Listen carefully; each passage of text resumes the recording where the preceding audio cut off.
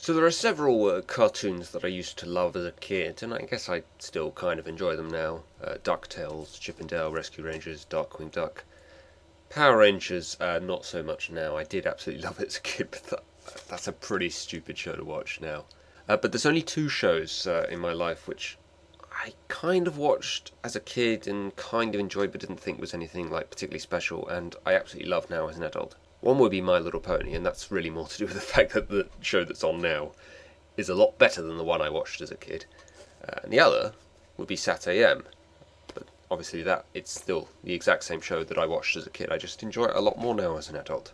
And my experience with Sat AM as a kid was actually kind of interesting because I should probably say actually right off the bat, this show's known as Sat AM generally among the fans because presumably over in America it came on Saturday mornings. It came on Sunday mornings over here when I was a kid on a channel called Channel 4. For weeks and weeks and weeks, they were showing this other Sonic show called The Adventures of Sonic the Hedgehog, which, if you know Sat AM, you probably know that one as well. It's a very different kind of show, much more comedy, more of a sort of Looney Tunes oriented kind of show. Basically just cheap gags, incompetent villains, nothing really that would interest anyone as an adult. It was very much as a kid show, just a bit silly, really. And I loved it as a kid. I couldn't get enough of it. I thought it was fantastic.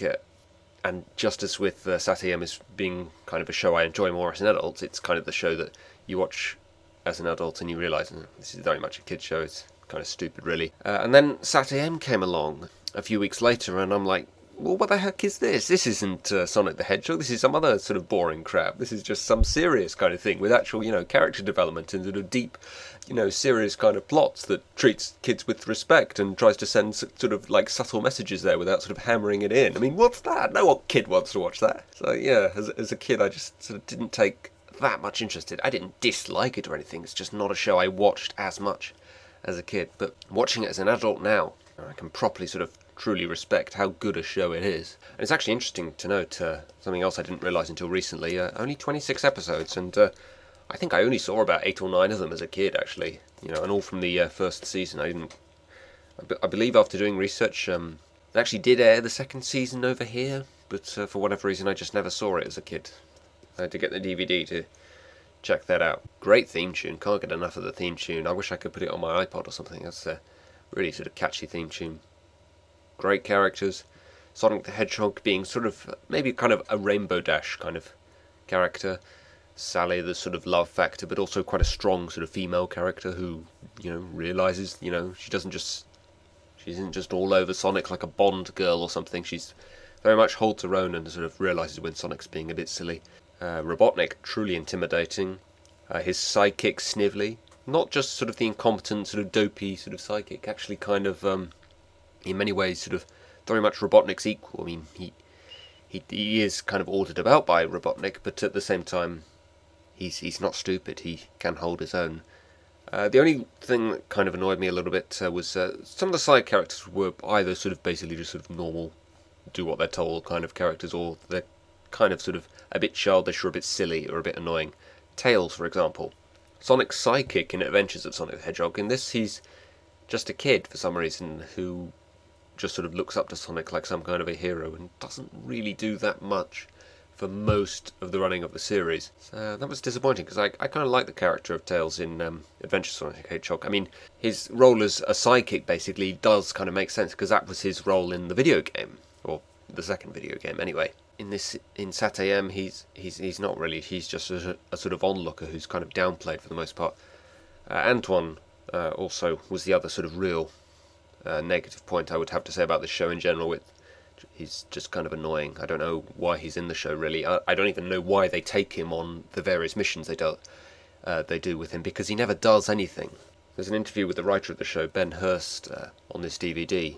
He mentions in it that the third season that never was, because the show was cancelled for some reason, I guess, much like Star Trek, the original series, this show just simply wasn't particularly popular when it was on. It was competing with the Power Rangers, which isn't anything like as good a show as Sat AM, which is sort of unfortunate, and that's what sort of drove it off the air. A less good show drives a brilliant show off the air. That's kind of the unfortunate thing about, kids just simply don't understand what's good and what isn't, really, I suppose. I myself, as a kid, I would definitely have said as a kid that Power Rangers was the better show. What the hell was wrong with me? It got pushed off the air really before its time, before it had proper time to develop things.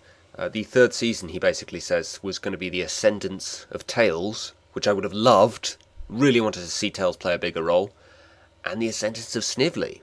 Have him sort of come out as very much the main villain.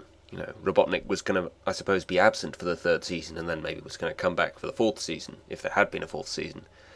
So that was just going to be Snively's season as the main villain. That would have been really interesting. So not only was it cancelled far too early, it was cancelled at the crucial time when it maybe was just about to get even better. People say that shows that are cancelled before, they get bad or something, they're lucky in a way because they never have a bad episode.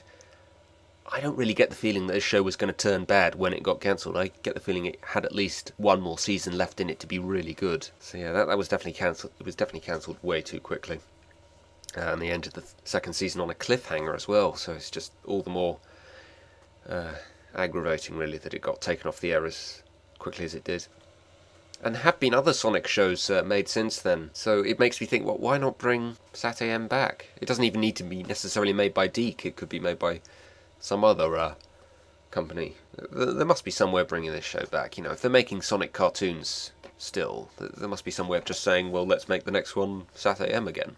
But I don't know, maybe the non-Sonic characters are copyrighted by DiC. Even though Sonic is owned by Sega, the other characters are owned by DiC. It'll be something like that. They would have brought this show back if they'd been able to, but there must be some kind of copyright thing that stops them from doing that. But basically, what I'm going to try and do over the next few months or so is I'm going to give you a lowdown on some of the episodes, maybe all of them, if I find that I have enough to say about them, but certainly a lot of them, and just give you a bit sort of play-by-play of why I think the episode's good, why I think it's not good, what's good about the episode, what isn't. Just a basic sort of summary, I think, of Sat.AM. Awesome show. If you've never seen it, highly recommend you go out and buy the DVD. By the way, even though this is a DiC DVD, or a DVD of a DiC show, this unfortunately does not have Inspector Gadget explaining about the buttons and how to move the glow, like a lot of the DiC DVDs had. Sat.AM, going to review a few of these episodes over the next few months and explain to you why I think this is such a good show. Okay guys, I will see you soon.